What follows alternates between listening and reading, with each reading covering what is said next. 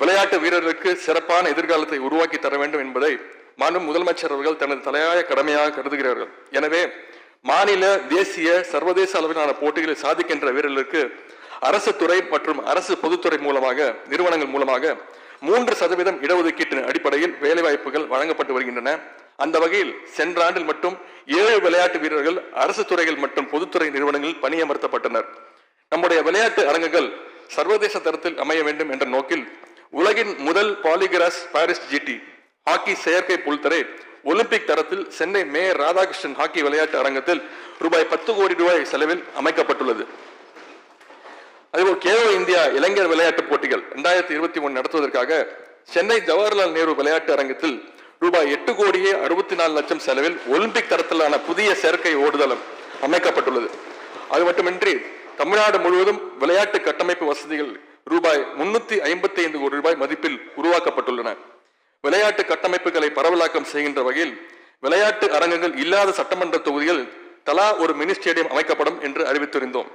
முதற்கட்டமாக 9 சட்டமன்ற தொகுதியில் மினி ஸ்டேடியம் அமைக்கும் பணிகள் இப்பொழுது நடைபெற்று வருகின்றன. அவை அனைத்தும் விரைவில் மக்கள் பயன்பாட்டிற்கு கொண்டு வரப்படும். மாண்புமிகு சட்டமன்ற உறுப்பினர்கள் பலர் அவருடைய தொகுதிகளில் மினி ஸ்டேடியம் அமைக்கப்படுமா என்று வெட்டு தீர்மானங்கள் மூலம் கேள்வி எழுப்பியுள்ளார்கள். அதற்கான பதிலை இங்கே அளிக்க விரும்புகின்றேன். மினி ஸ்டேடியம் அமைக்கப்படாத சட்டமன்ற தொகுதிகளில் மினி ஸ்டேடியம் அமைப்பதற்கான சாத்தியக்கூறுகள் உள்ளனவா என்று ஆய்வு செய்து அரசின் அனுமதியை பெற்று அதற்குரிய நடவடிக்கைகள் விரைவில் மேற்கொள்ளப்படும். சேலம் மேற்கு தொகுதியினுடைய சட்டமன்ற உறுப்பினர் அருள் அவர்கள் அவருடைய தொகுதியில் உள்ள அரசு பொறியியல் கல்லூரி வளாகத்தில் மல்டி பர்பஸ் ஸ்போர்ட்ஸ் ஸ்டேடியம் அமைக்கும் பணிகள் இன்னும் தொடங்கவில்லை என்று கூறியிருந்தார்கள். அவருக்கு இந்த மாமன்றத்தின் வாயிலாக நான் விளக்கத்தை அளிக்க விரும்புகின்றேன். 20 கோடி ரூபாய் மதிப்பீட்டில் மல்டி பர்பஸ் ஸ்போர்ட்ஸ் ஸ்டேடியம் அமைக்கும் பணிக்கு ஒப்பந்த புள்ளி கோரப்பட்டுள்ளது. அடுத்த மாதத்திற்குள் ஸ்டேடியம் அமைக்கும் பணிகள் தொடங்கப்படும் என்பதை இந்த நேரத்தில் தெரிவித்துக் கொள்கின்றேன். விளையாட்டு வீரர்கள் நிறைந்த மணிப்பூர் மாநிலத்தில் சென்ற ஆண்டு உங்களுக்கு தெரியும் கலவரங்கள் நடந்த பொழுது அங்க இருக்கக்கூடிய விளையாட்டு வீரர்கள் பயிற்சி பெற முடியாத ஒரு சூழல் இருந்தது. விளையாட்டு கட்டமைப்புகளை இதனை உணர்ந்த நம்முடைய முதலமைச்சர் அவர்கள் அங்குள்ள விளையாட்டு வீரர்களை, மணிப்பூர் விளையாட்டு வீரர்களை தமிழ்நாட்டிற்கு வந்து பயிற்சி மேற்கொள்ளுமாறு அழைப்பு விடுத்திருந்தார்கள்.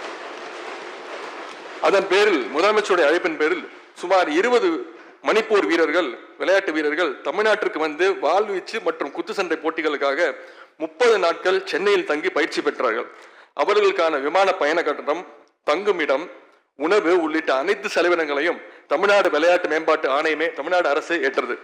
திராவிட மாடல் என்றால் என்னவென்று சிலர் கேட்டுக்கொண்டிருக்கிறார்கள்.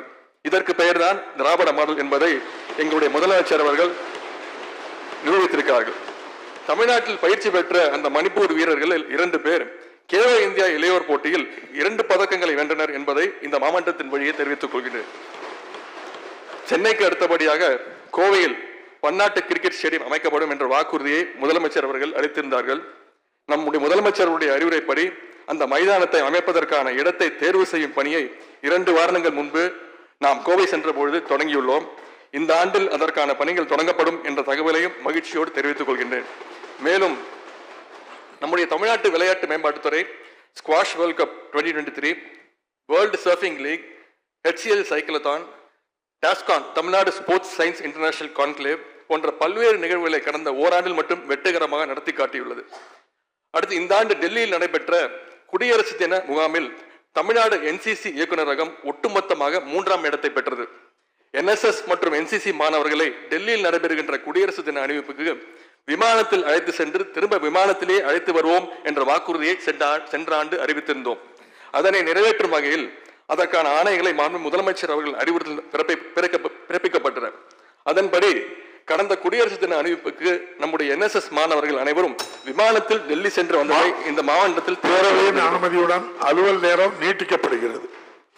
மாண்பு முதலமைச்சர் அவர்கள் தலைமையிலான கழக அரசு விளையாட்டு மேம்பாட்டிற்கு எடுத்து வரும் பல்வேறு முன்னெடுப்புகளுக்கு அங்கீகாரங்களும் பாராட்டுகளும் குவிந்து வருகின்றன.